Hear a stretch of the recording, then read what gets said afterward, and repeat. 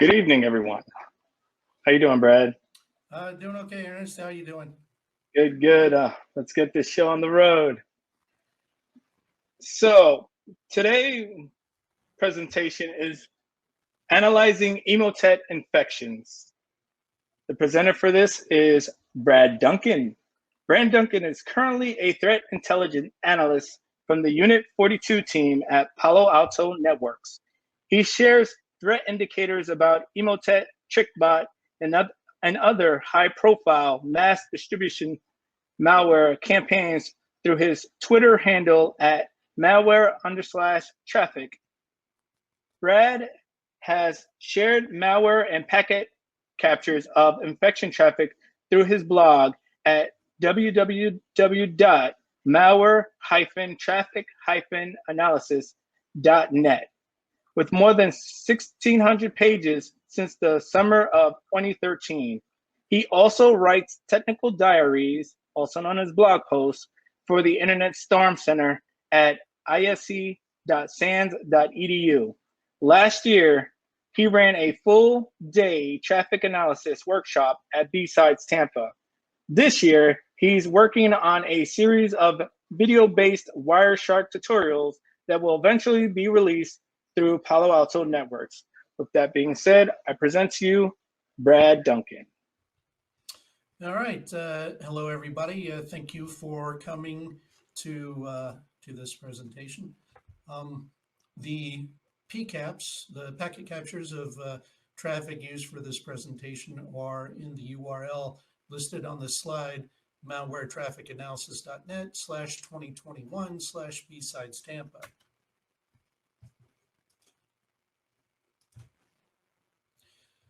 And Ernest went through this all in the introduction, so I'm not going to hash over this stuff again. Once again, packet captures of the traffic that we'll be looking at in this presentation and malware recovered from the infected Windows hosts, and a PDF with the slides from this PowerPoint presentation are all available at malwaretrafficanalysis.net/2021/BSides Tampa. So while we're going over some of the introductory stuff, you can, if you want to follow along with the PCAP analysis, feel free to download those PCAPs. And the password for the password protected zip archives on that site is infected, the word infected, all lowercase letters. Now, if you are going to follow along, it is much easier if you've customized your Wireshark column display according to the first section of a video that was posted to YouTube from my workshop that I did for SharkFest 2019. SharkFest being the annual Wireshark conference in the United States. And there are other annual Wireshark conferences that actually happen in Europe and Asia, I believe. But I also have a list of all the Wireshark tutorials that I've written, published through Palo Alto Networks at my blog, malwaretrafficanalysis.net/tutorials. Now, if possible, you should use Wireshark version 3. I've been told to turn up my microphone or speak a little louder. All right. Is this working better? If it is, I will continue. Excellent, excellent. All right. So what I generally do is I'll use Wireshark version 3. And a lot of the Linux distros that I'll be reviewing PCAPs in, generally, for example, Debian and some of the CentOS distros will use an older version of Wireshark 2, which has some different commands than Wireshark 3. And Wireshark 3 is better. What you see here is a screenshot of Wireshark that I'm using in Xubuntu with a plain white background.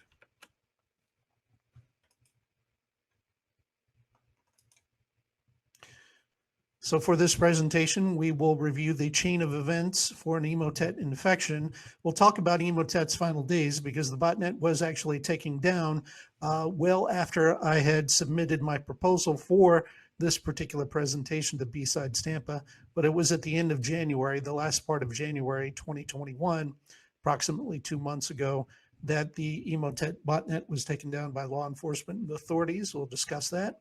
And then we'll get to the meat of this particular presentation, which is examples of Emotet infection traffic and post-infection activity. Now for Emotet, the key thing, the key piece of Emotet, of the chain of events that starts the infection, is the Microsoft Word document with malicious macros. So the Word document itself is just fine until you enable macros, and the macro code is the malicious the malicious part that kicks off the infection. Now you have different methods of getting this Word document. It's all through malicious spam, right? So an email may just have the Word document attached to it, which is pretty easy for spam filters to detect. The email may have a zip archive that contains the Word document, which is a little harder to detect, much harder if the zip archive is password protected, which will have the password in the text of the email message. In other cases, malicious spam will have a link, and you click on the link and it delivers you the Word document. So you avoid having any sort of malware directly attached to the malicious spam. Another method of doing this is to have a PDF file attached to the malicious spam, and that PDF file will have a link to download the Word document, which seems a little more convoluted. Now, I haven't really seen that. Personally, I haven't seen it since a little over a year ago, but I think other people have reported these PDF attachments used for malicious spam distributing Emotet. They've reported it well into 2020, well after I stopped seeing them personally. This is the latest template that I consistently saw in the final few weeks of Emotet before the botnet was taken down.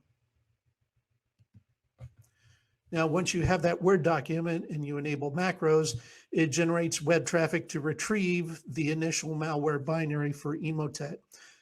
This initial binary, ever since October and November of last year, has been a DLL file. Prior to that, it was a Windows executable file, an exe file.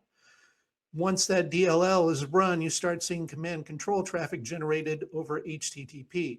This is encrypted data over HTTP channels. It's not HTTPS because you're able to see the HTTP headers and response headers, the request headers and the response headers to and from the command control servers used by Emotet. This encoded C2 traffic will update the initial binary, will perform data exfiltration, will deliver follow-up malware, and will also deliver a module that's run in system memory, from what I can tell, that will kick off spam bot activity that literally turns an infected Windows client into a spam bot sending out Emotet malspam. So before we get into the actual traffic, let's look at Emotet's final days.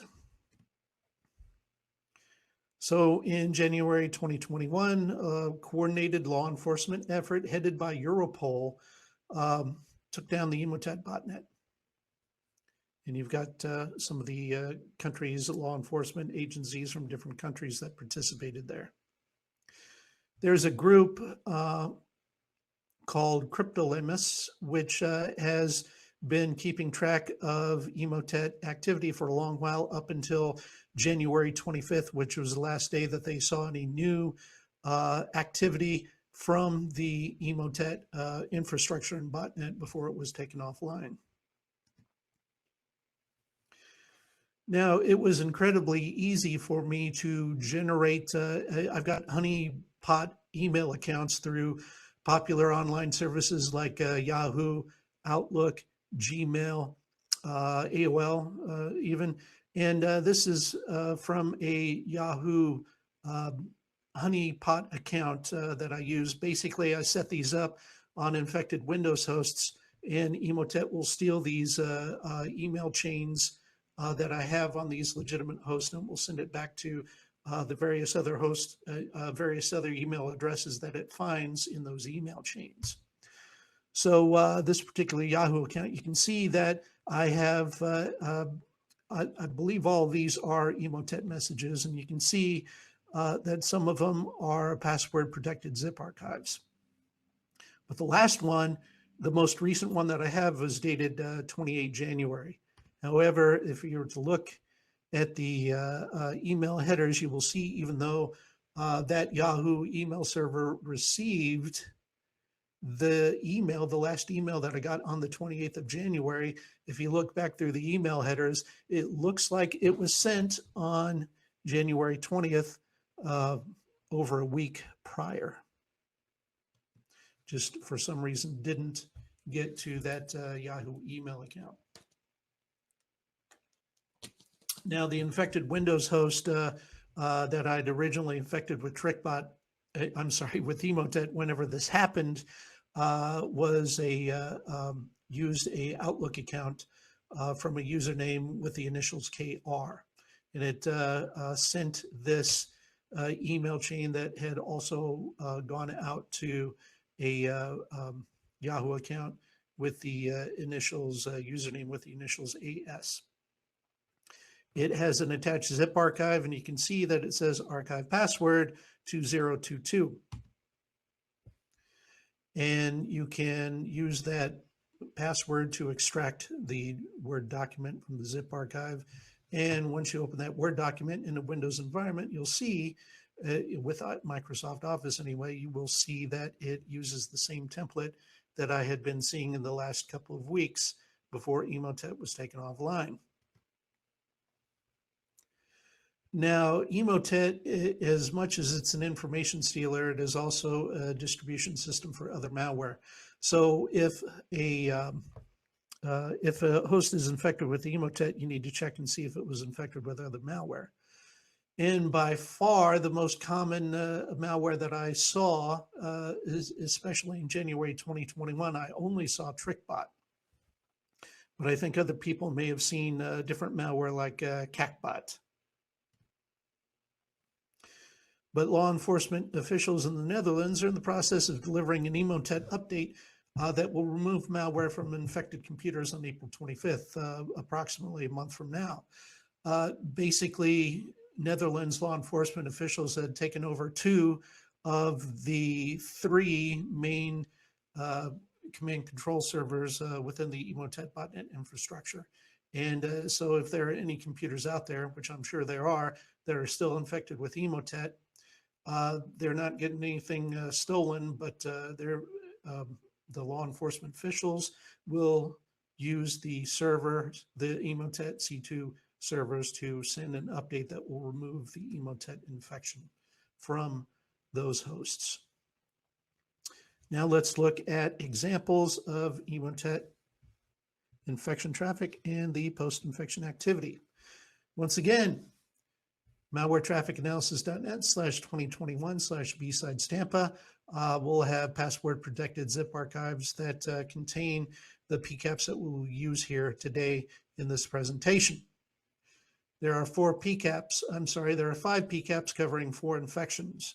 That one that happened on the 20th of January had to split into 2 parts, or it would be too cumbersome and way too big. Again, another another warning, if you're following along, that hopefully what you're going to see for images in this presentation that I'm going through is Wireshark. That's column display is customized according to what we have in that YouTube video from my SharkFest workshop in 2019. Our first example is from the 13th of January. It's an Emotet infection with TrickBot. This happened within an Active Directory environment where the victim, the actual infected host, is at 10.1.13.101. The host name is desktop BWUXT58. The Windows user account is Jimmy Simmons, and the domain of this Active Directory environment is amazingboxes.net. So if you open this PCAP in Wireshark with a customized column display, and you use a basic web filter, which is something that I cover in one of my other tutorials, I've got it highlighted there. Basically, with this setup, you can get a very good idea of what's going on web traffic-wise on an infected Windows host or a regular Windows host, just looking at the traffic that's generated. And this is a Windows 10 client. So you'll see a lot of HTTPS traffic where we won't see the URLs, but we will see the associated domain names. A lot of that stuff is going to domains for Microsoft.com, Bing.com, MSEdge.net, AzureEdge.net, so Live.com. There's a lot of stuff that is generated by Microsoft Windows 10 and some of the applications that are included in a Windows 10 installation.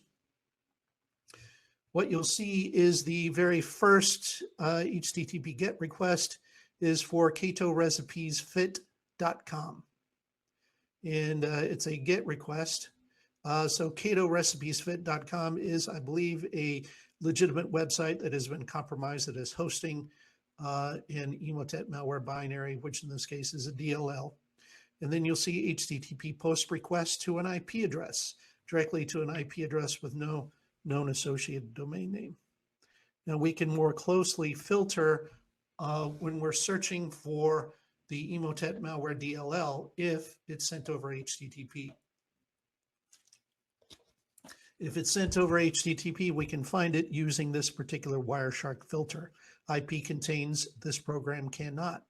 Because that string has spaces, you have to put it in quotation marks, and it is case sensitive.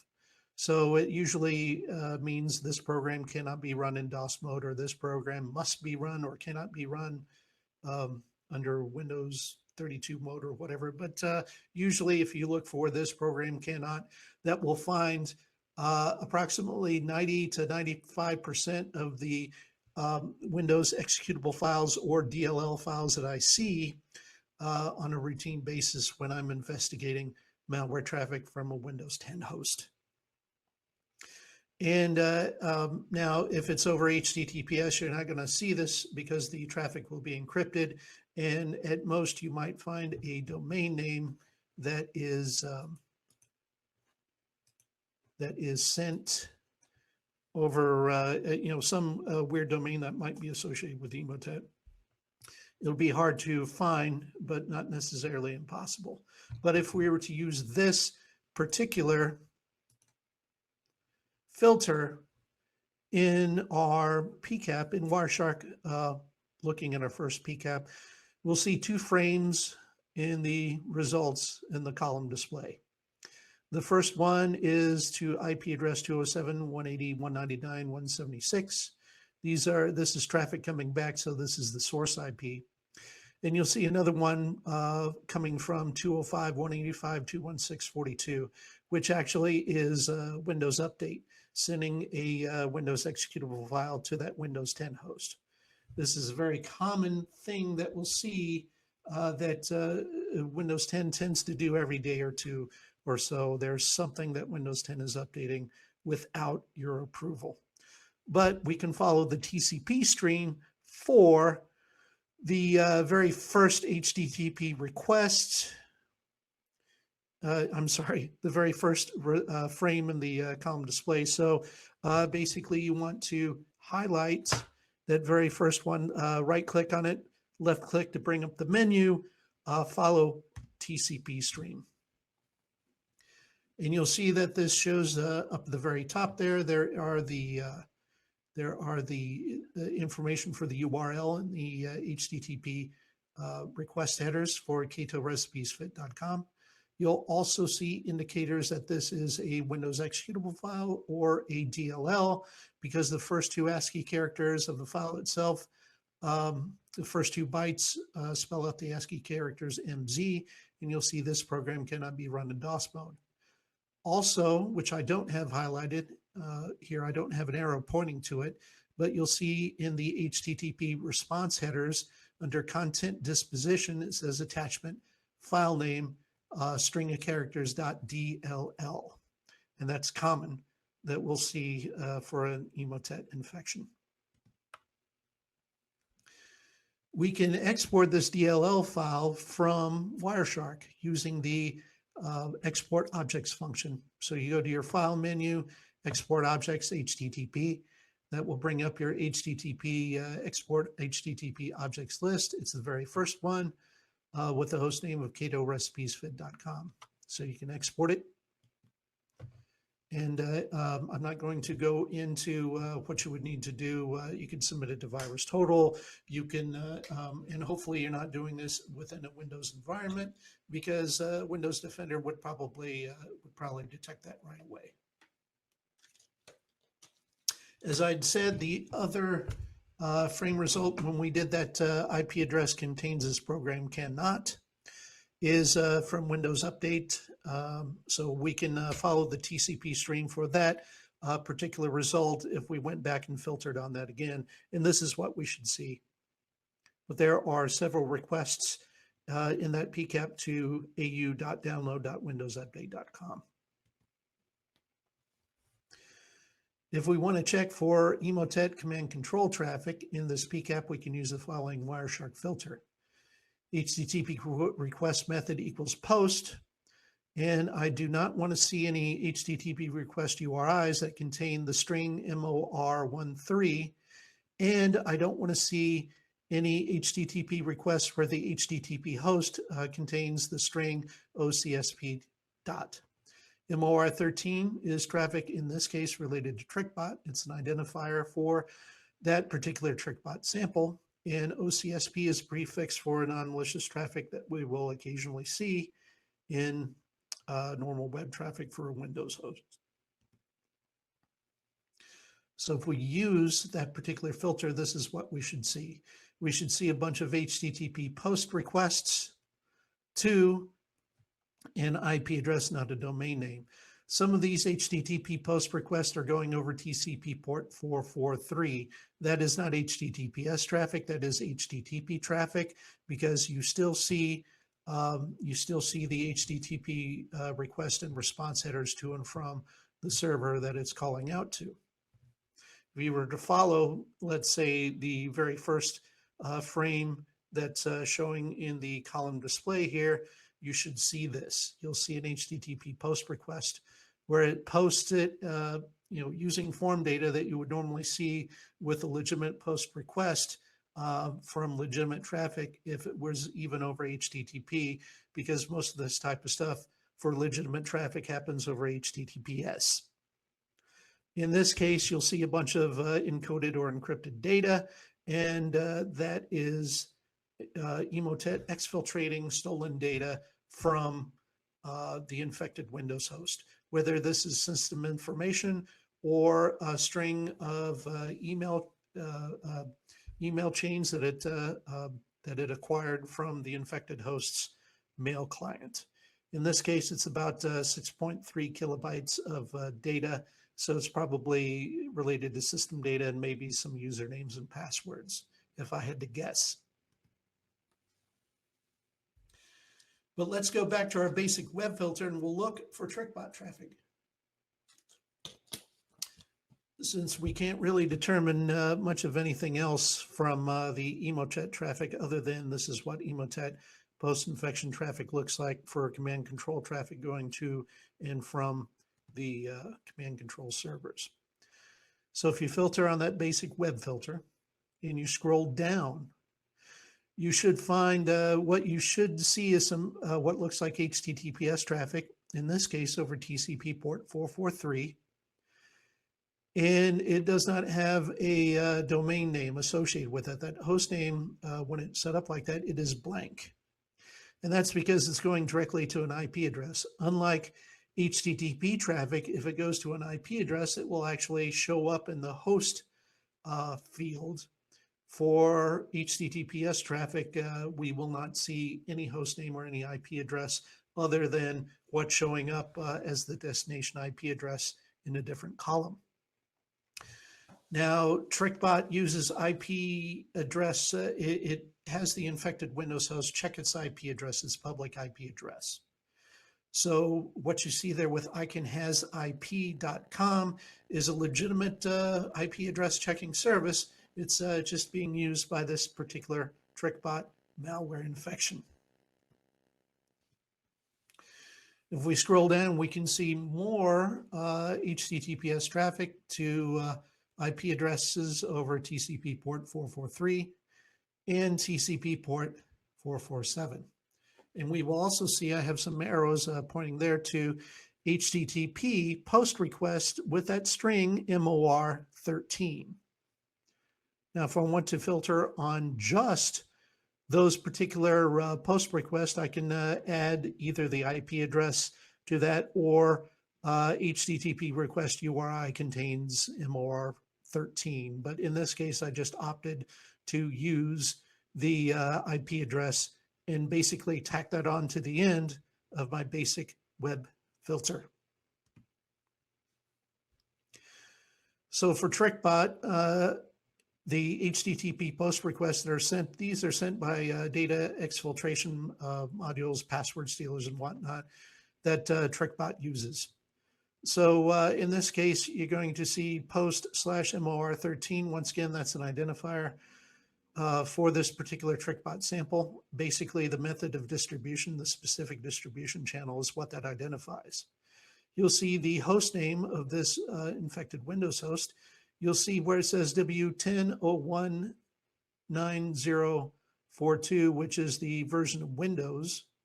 And then you'll see a hexadecimal ASCII string that represents that particular infected Windows host as an identifying number. So those URLs that end in /81 have password data, username and password data. Those URLs that end in /83 have form data.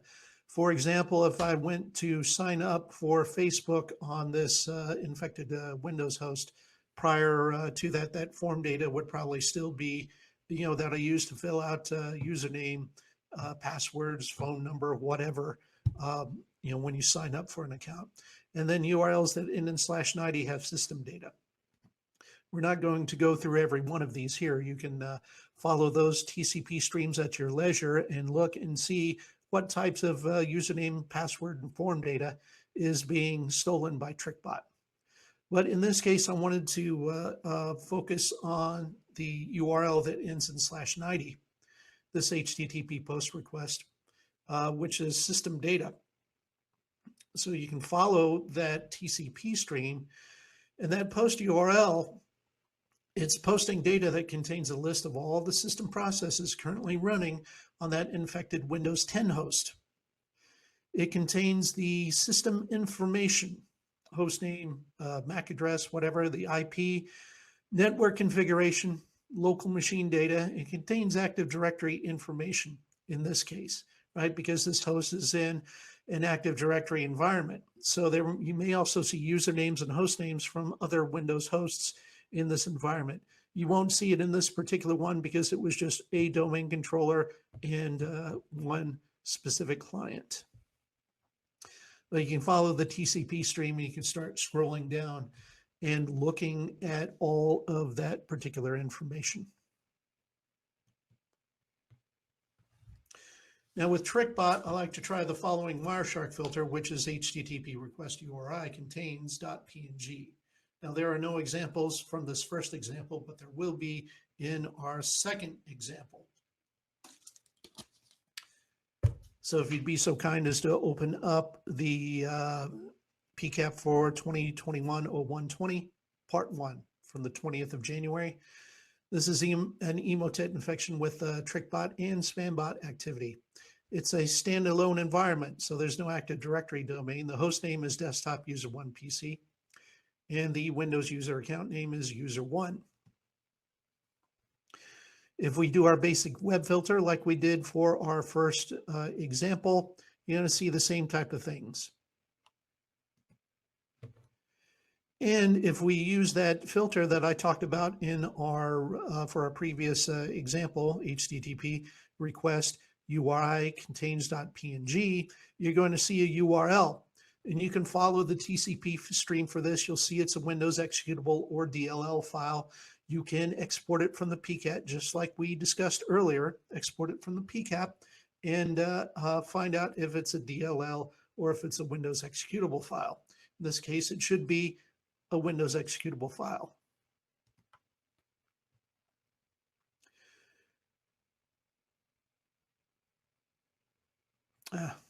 That should be example 2. I messed up the slideshow here. But we're going to look at those TrickBot post requests. If you want to do that again, basically add HTTP request URI contains MOR1. MOR1 is the identifier this time. But you can follow the streams. You can look at the same thing that we saw earlier in our first example. In this one, if we go back to our web filter for the first PCAP part 1 of our second example, what we will see is we scroll down towards the end, we're going to see what looks like HTTPS traffic to IP addresses using TCP ports associated with SMTP. This is TCP port 25, 465, or 587. So that's an indicator that you have spam bot activity on your infected Windows host if you see this. If we filter on SMTP, we can see some of the SMTP commands before all of this traffic. You establish a SMTP connection, and then you immediately go to encrypted traffic. You can see at least one line, 2 lines in there that say start TLS.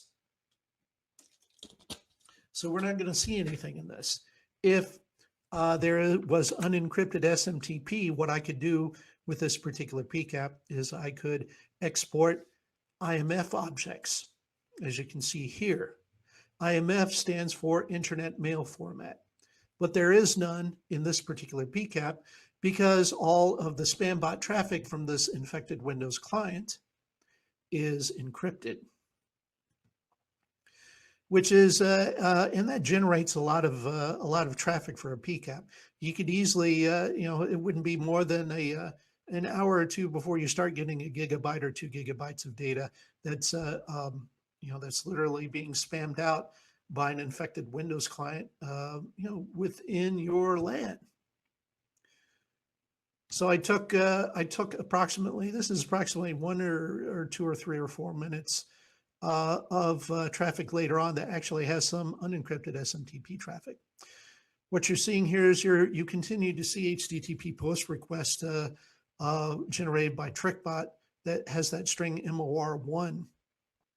Basically, what's happening here is it's TrickBot is calling out and it's not receiving an appropriate response from the TrickBot command control server. But what we can do with this one is we can check. You can easily check through your Wireshark display filter if there's any emails that were sent over unencrypted SMTP. And you can do this by filtering on smtp.data.fragment. In this case, we see 5 results in our column display. So if we see these results, we can actually export these 5 emails from the PCAP using the export objects function and selecting IMF for Internet Mail Format. And if you look at one of these emails that you've exported from the PCAP in a mail client like Thunderbird, which is what I would recommend, you will find that it is Spanish language. And it's a password protected zip archive, and it is going to a Mexico-based IP address. Once again, you can use that password to extract a Word document, and it will have the exact same Word document template that we saw in earlier in this presentation. Now, our third example is an Emotet infection with TrickBot and unusual HTTPS traffic. So we have another standalone environment that's using the same host name and same Windows user account name that we saw before. Now, if we filter using our basic web filter on this particular PCAP, what we'll see is we'll see an HTTP request, the very first one, and this one actually returns a Word document. So if you filter on your basic web filter, see that HTTP request, that GET request to inhip, I can't even pronounce what that is, to that particular domain on 171.244.132.130. Follow that TCP stream, you will see indicators that this is a Microsoft Office Word document. And literally, when you see these, this was downloaded by clicking a link in an email, which brought up the web browser. And literally, the file name that it shows in the HTTP response headers is the file name that the victim would have seen when they downloaded this Word document. That's what the web browser offers to save it as.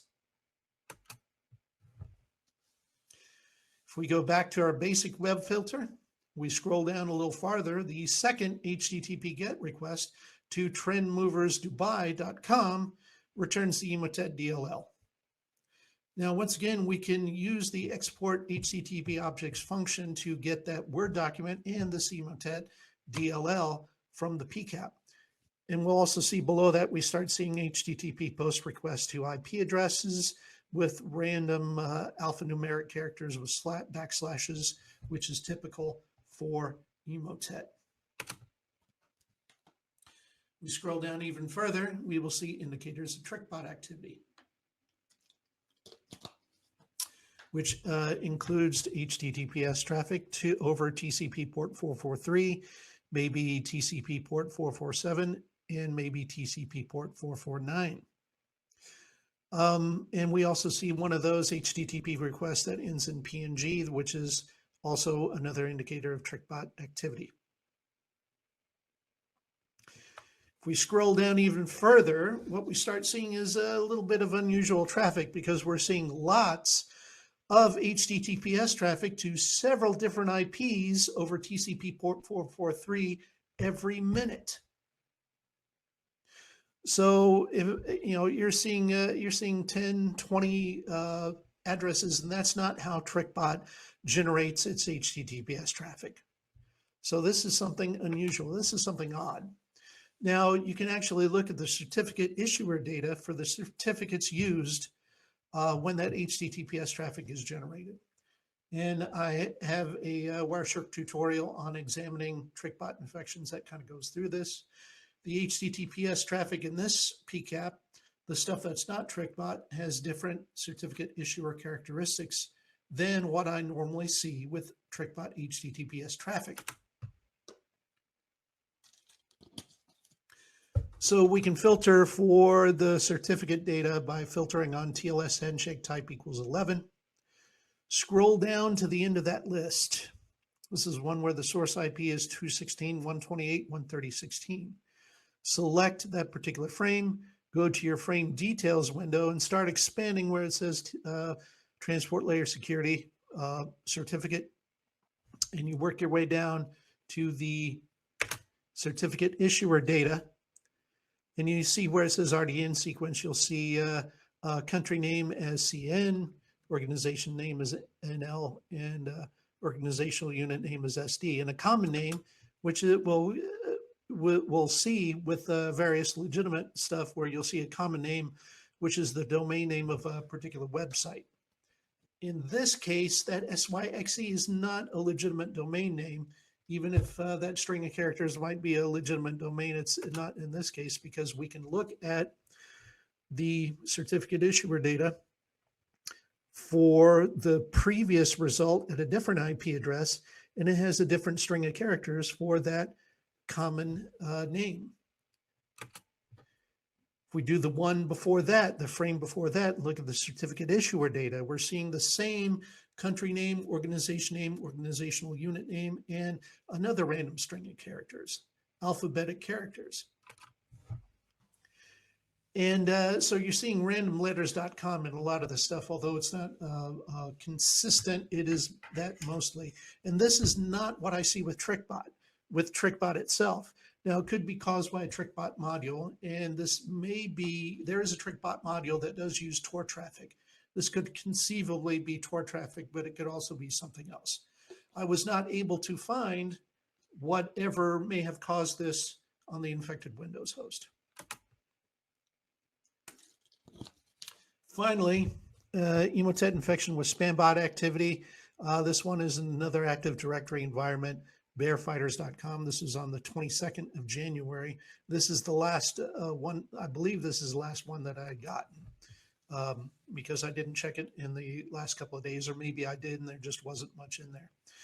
In this particular PCAP, you'll see 4 GET requests before the server returns an Emotet DLL. This one was taken from a document that was part of the email itself, not a link.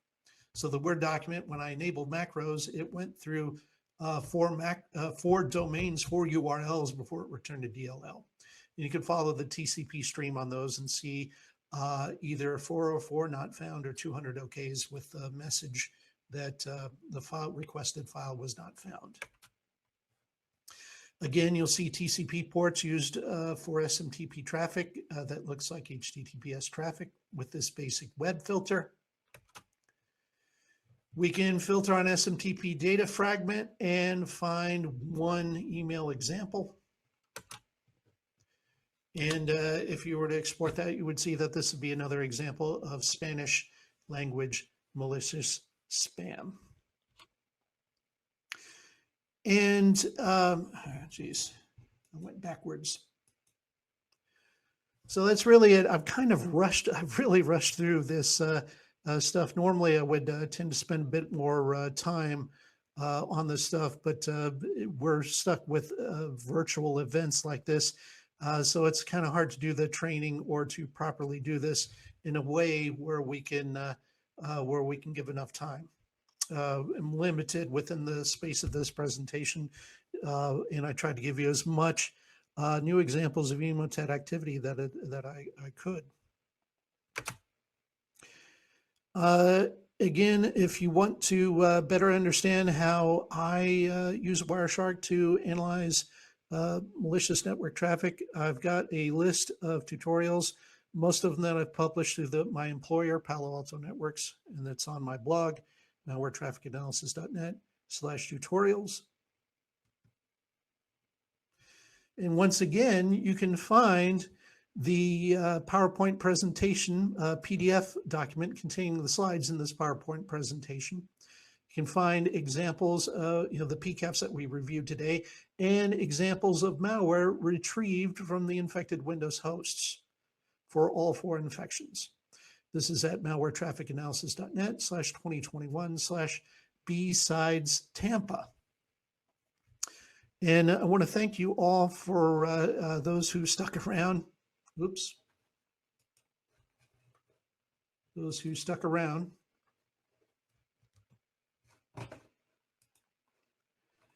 And if anyone has any questions, feel free to send them through the general chat. I'll be more than happy to answer. Otherwise, I'm just going to wait here until Ernest or someone else comes back to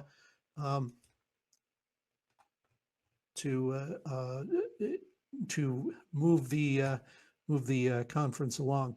But seriously, if anybody has any questions, you could also email me at brad@malwaretrafficanalysis.net.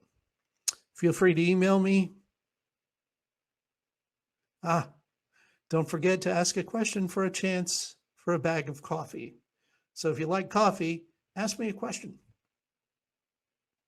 If you don't like coffee, ask me a question and then donate the coffee to someone you don't like. Thank you, Justin. I'm always happy to share this information.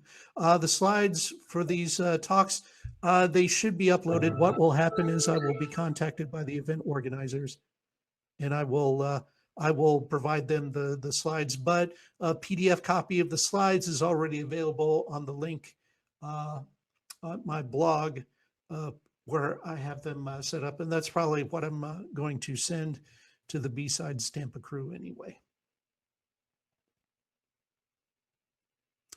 Excellent. Yeah, yeah, I fully recommend if you are a technical nerd or a PCAP nerd and like looking at suspicious network traffic, especially the web-based traffic.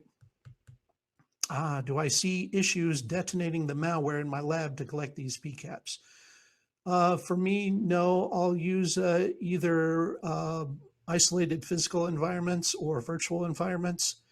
Um, in the virtual environments are Windows VMs on non-Windows hosts.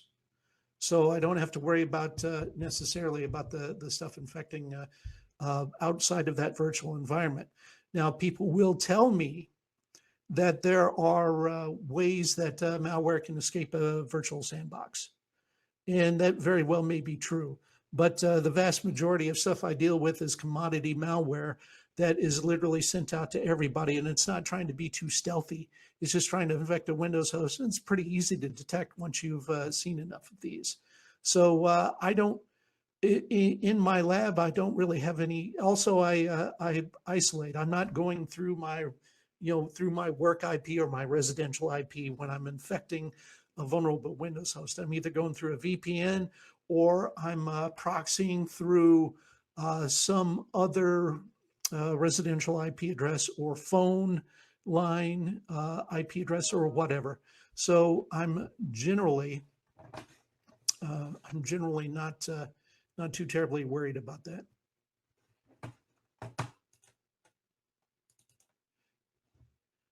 Any other questions? What got me into investigating this type of activity, or what interested me in this?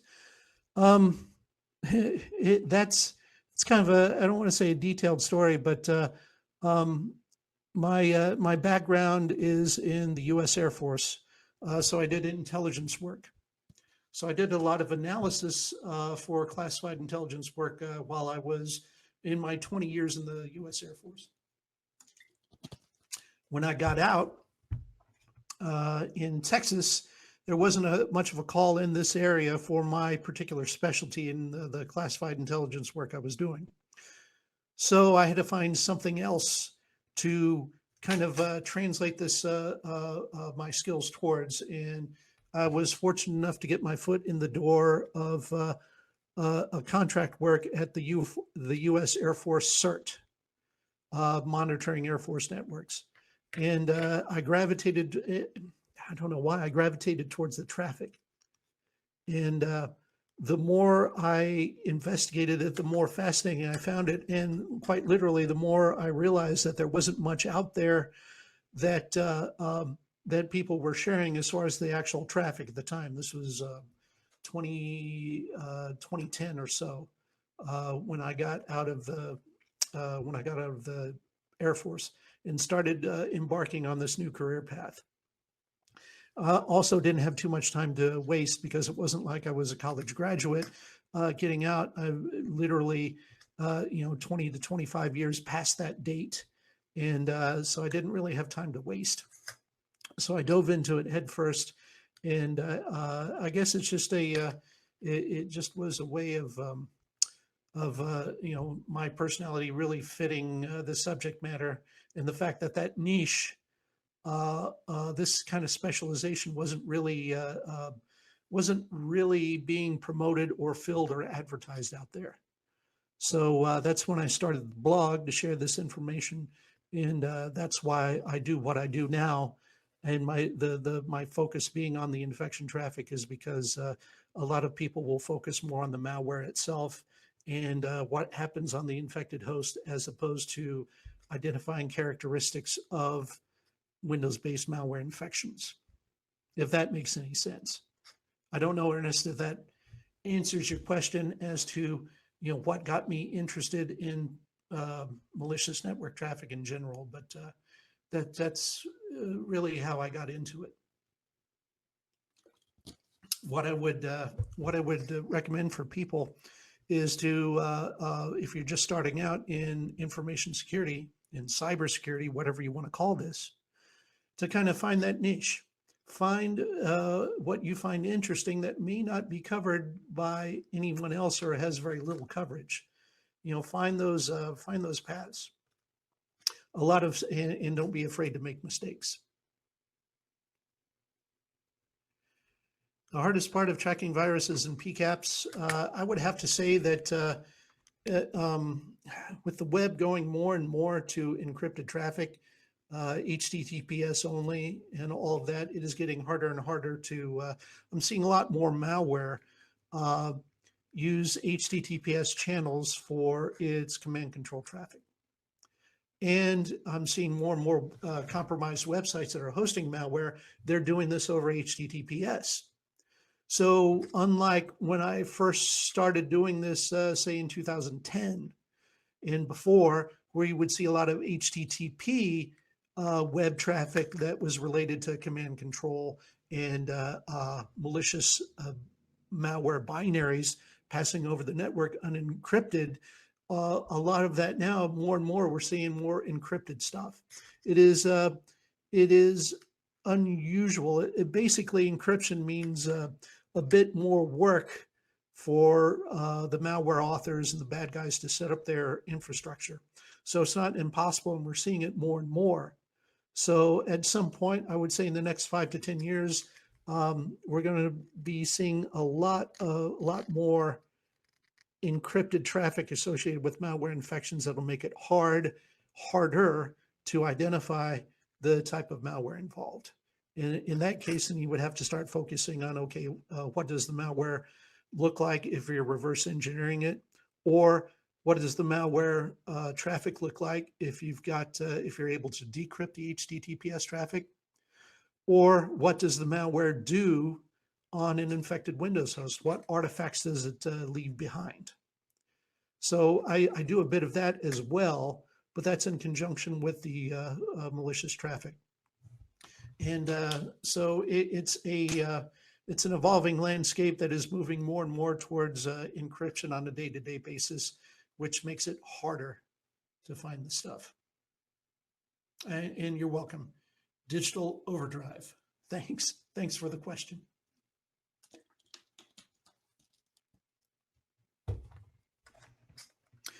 What's very interesting is over the past few years, I don't talk that much. So my voice gets very easily winded now. So I'm going to start talking and let Ernest get back on here. It looks like he's tried to pop in a couple of times already to move on the presentation, move on the conference. What's going on, Brad? No, I have, but overall, it's okay. You were answering questions, and I had to jump back. 1 minute we had none, the next minute there was a whole bunch. So I was glad that we were able to get those Q&As answered. With that being said, does anybody have any last-minute questions that they would like to ask? We have 5 more minutes if necessary. Alrighty. So it seems like that's all the Q&As we have here, Brad. So that concludes this presentation. Do you have any last-minute words? If anybody has any other questions, feel free to email me at brad@malwaretrafficanalysis.net. I may not answer right away, but I will answer. With that being said, thank you, Brad. Everyone else, I will see you at 3 o'clock for our next and last presentation for track 2. Thank you so much. Have a wonderful day.